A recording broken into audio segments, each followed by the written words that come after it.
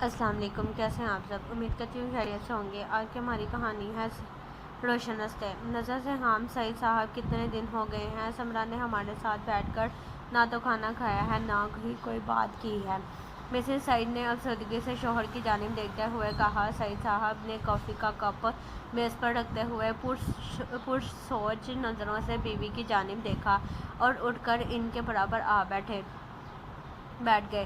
ریحانہ، اس کو کچھ وقت دو، وہ بہت بڑے شوق سے گزری ہے۔ 3 سال کی منگنی کا یوں اچانک ختم ہو جانا معمول بات نہیں۔ بس تم ہمت رکھو اور اس کو بھی ہمت دلاؤ، انشاءاللہ سب ٹھیک ہو جائے گا، وہ متانت سے بولے۔ ریحانہ نے ایک لمبی سرد آہ بھری، اور آپ ٹھیک کہہ رہے ہیں، مگر مجھ سے بیٹی کا دکھ برداشت نہیں ہو رہا، اور پھر وہ بات بھی تو نہیں کر رہی جاری ہے، بات بھی کرے گی، لیکن ابھی وہ جیسے ہے ویسے ہی رہنے دو۔ سعید صاحب نے اپنی بیوی کے کندھے پر نرمی سے ہاتھ رکھتے ہوئے سمرا ریحانہ اور سعید کی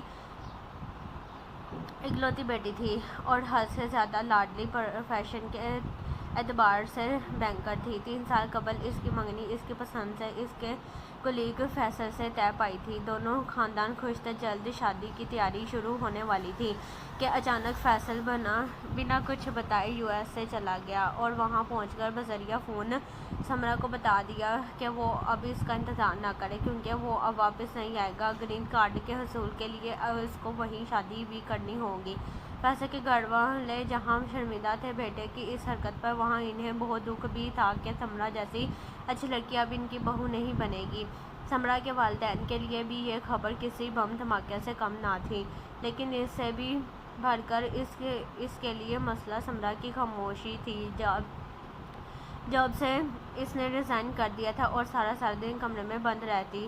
کھانا تو پہلے ہی بھی کم کھاتی تھی، مگر اب تو سارا دن کافی کے مگ اور ایک سلائس یا 2 بسکٹس پر گزارا ہو رہا تھا۔ ریحانہ نے کئی بار بیٹی سے اس کے دل کا حال جاننے کی کوشش کی، مگر وہ کسی بھی موضوع پر ماں باپ سے بات نہیں کرنا چاہتی تھی۔ سارے گھر میں مردنی سی چھائی ہوئی تھی۔ سعید صاحب صبح اپنے آفس چلے جاتے اور رات 9 بجے واپس آتے۔ سمرا اپنے کمرے سے باہر ہی نہیں نکلتی تھی۔ یوں ریحانہ پورے گھر میں بلائی پھرتی۔ صوفیہ، مجھے چائے کا ایک کپ دے دو اور پھر کچن کی اچھی طرح صفائی کر لو، ریحانہ نے لاؤنج سے ملازمہ کو آواز دے کر کہا۔ صوفیہ نے کچھ دیر بعد چائے کا کپ اور اخبار میز پر رکھا، اور جیسے ہی پلٹی اس کے چہرے پر خوشگوار حیرت در آئی۔ سمرا باجی، آپ کے لیے بھی چائے بنا دوں؟ صوفیہ کی آواز پر ریحانہ نے پلٹ کر دیکھا تو سمرا دونوں ہاتھوں سے اپنی کن پٹیاں دباتے ہوئے لاؤنج میں آ گئی۔ کیا ہوا سمرا؟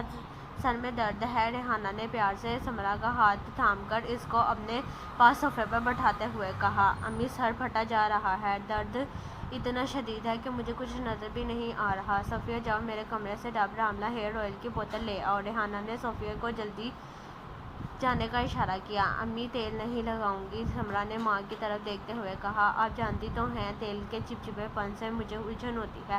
بیٹی، ڈابر آملہ ہیئر آئل کوئی عام تیل نہیں ہے، تم آج میری بات مان لو، دیکھو کیسا آرام آئے گا۔ اتنی دیر میں صوفیہ ڈابر آملہ ہیئر آئل کی بوتل لے آئی۔ سمرا، تم نیچے کشن پر بیٹھ جاؤ، ریحانہ نے سمرا سے کہا۔ وہ بادل نخواست صوفے سے اٹھ کر منہ بسوڑتی نیچے کشن پر بیٹھ گئی۔ ریحانہ نے ڈابر آملہ ہیئر آئل کی بوتل کو اپنی ہتھیلی پر الٹایا اور سمرا کے سر پر لگانا شروع کر دیا۔ امی، یہ خوشبو کس چیز کی ہے؟ سمرا نے آنکھیں بند کیے ماں سے پوچھا۔ بچے، یہ ڈابر آملہ ہیئر آئل کی خوشبو ہے، دیکھنا تمہاری آدھی تکلیف تو اس خوشبو سے ہی ختم ہو جائے گی۔ وہ مسکرائیں۔ سمرا کے بال بالکل خشک اور روکھے ہو رہے تھے، وہ اور بری طرح الجھ رہے تھے۔ ریحانہ اب سمرا کے سر پر باقاعدہ چمپی کر رہی تھی، اور وہ محسوس کر رہی تھی کہ سمرا کے تنے ہوئے تاثرات اب ڈھیلے پڑتے جا رہے تھے۔ تمہیں پتہ ہے سمرا، اماں بھی ہمیشہ ڈابر آملہ ہیئر آئل ہی ہم بہنوں کے سر پر لگایا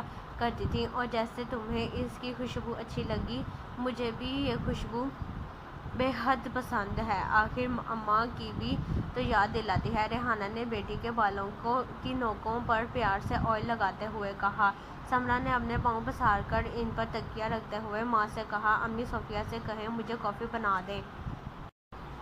سمرا کی آواز سن کر ہی صوفیہ کسی جن کی طرح حاضر ہوگی۔ جی باجی ابھی لائی، کہتے ہی وہ کچن میں گھس گئی۔ سمرا کچھ کھا بھی لو بیٹے، کب تک بھوکی رہو گی؟